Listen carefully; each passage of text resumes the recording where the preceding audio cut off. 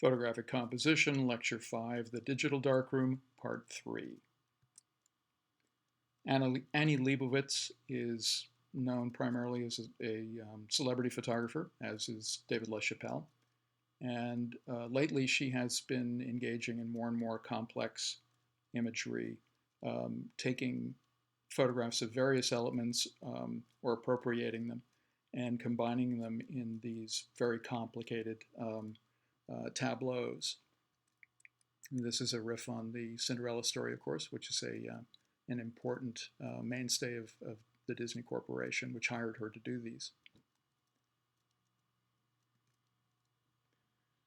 Robert and Shana Park Robinson are fine art photographers who stage elaborate scenes and then do a fair amount of work in the darkroom afterwards, but overlaying all of their photographs with this sense of processes that refer to the 19th century as opposed to the 21st century. They're heavy on allegory and make no pretense to being real.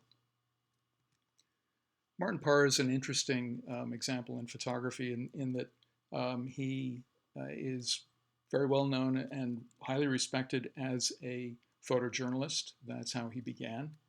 And yet he also does personal work that bears very little resemblance to his editorial work.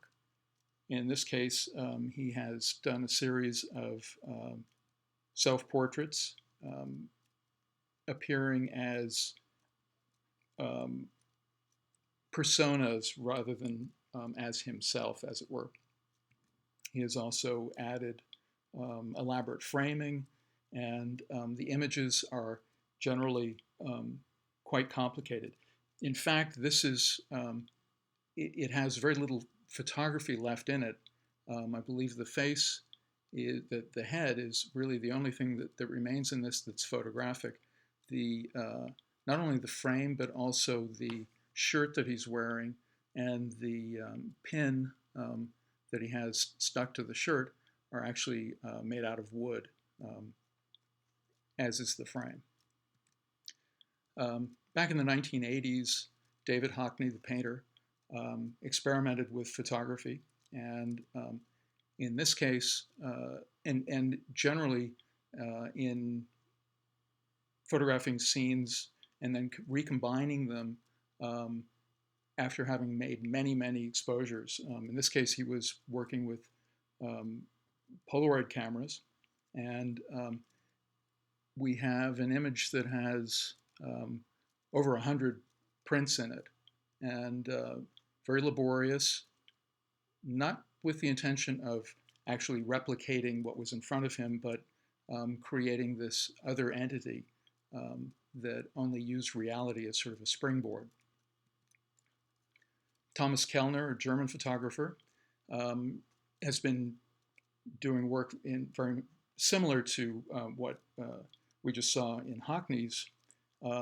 He takes 35 millimeter film, only shoots film, and has a very elaborate process whereby he pans a scene and alternately rotates the camera left and right, so he ends up with this kind of zigzag,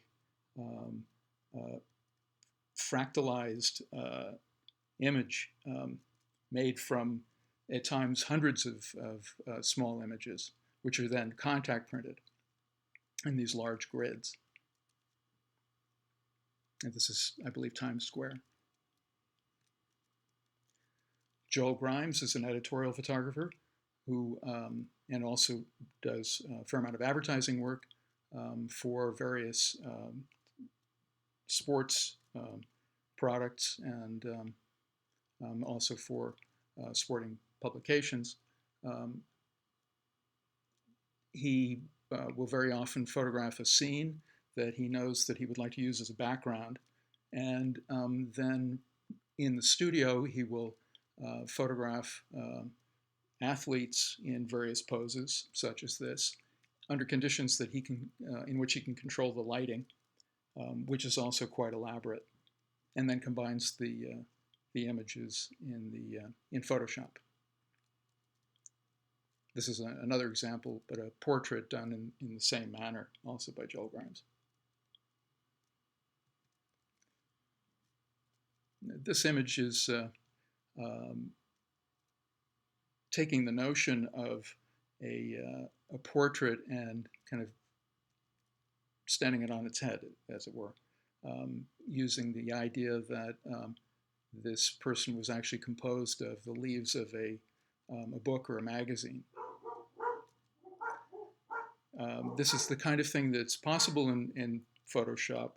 It's time-consuming, but it is possible to create the illusion that what we're looking at is actually possible in real life, when clearly it can't be.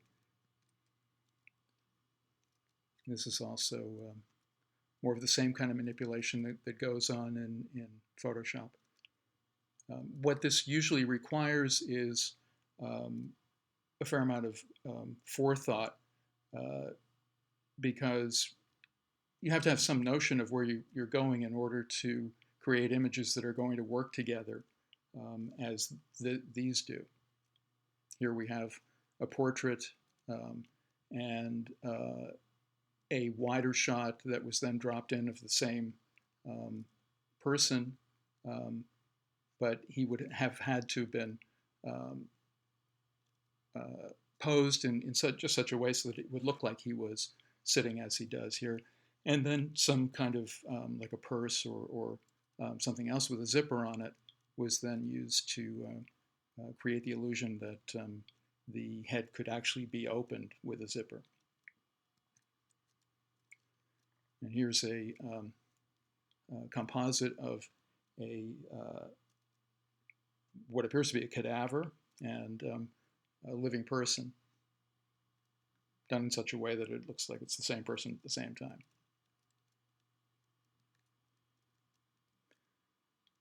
And this is a fairly elaborate scene in which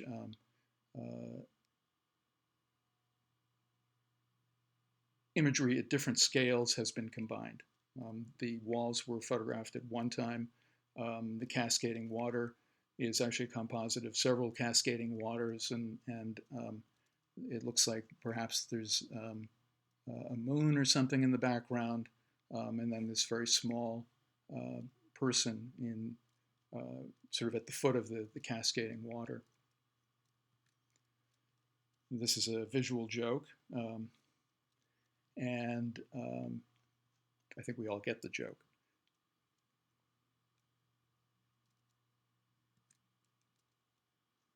Again, combining one kind of imagery with another, with just the faintest allusion to an actual person. In this, hard to say what this kind of filigree is. The next few selections are of images that have been deliberately manipulated to show the skills of the retoucher. And in each case, they've taken a photograph that's been submitted to them that needs, and we'll put quotes around this, cleaning up. In each case, I understand the need for it, given various requirements of clients. I mean, most of these are commercial images, but in the process, very often there's something, there's a fair amount of life being drained out of the images. I think the one on the left, while it's not spectacular by any means, is much more lifelike than the one on the right. And here we have a fairly straightforward image on the left, and I'm not sure, but it appears that the what looks like a blouse is in fact a tattoo. I don't know whether that's true or not, but a rather interesting portrait, which has been rendered kind of cartoonish in the one on the right, where additional eye makeup or tattooing has been applied to to the left eye, the right eye, and color has been drained out of it and replaced with these other kind of peculiar colors. And here we have a close-up of a woman's face where clearly there are blemishes and other things that the client probably did not want, either the subject of the photograph didn't want to have show, or it was representing a product of some sort and they wanted to have a more idealized version, as you can see on the right. Car photography now involves a fair amount of manipulation, in some cases a great deal of manipulation. The car and the scene don't necessarily ever have to come together except in Photoshop. And here we can see it's pretty clear how that's been achieved. The actual combining takes a great deal of time and patience and skill, but it is certainly very doable with today's technology. And here, the photographer has combined a number of images and created the illusion of a road that is actually being dragged into the landscape. And here roadways have actually been manipulated to look like they've been tied in knots. And this is used to illustrate how complex our system of roadways have become. By using selective color, this eye really pops, but then an additional layer or two have been added with these striations running through the iris, making it look quite surreal. It looks very much of the digital age. It doesn't look like a reflection so much as something that's actually embedded in the iris. Clearly, this would never actually happen in reality.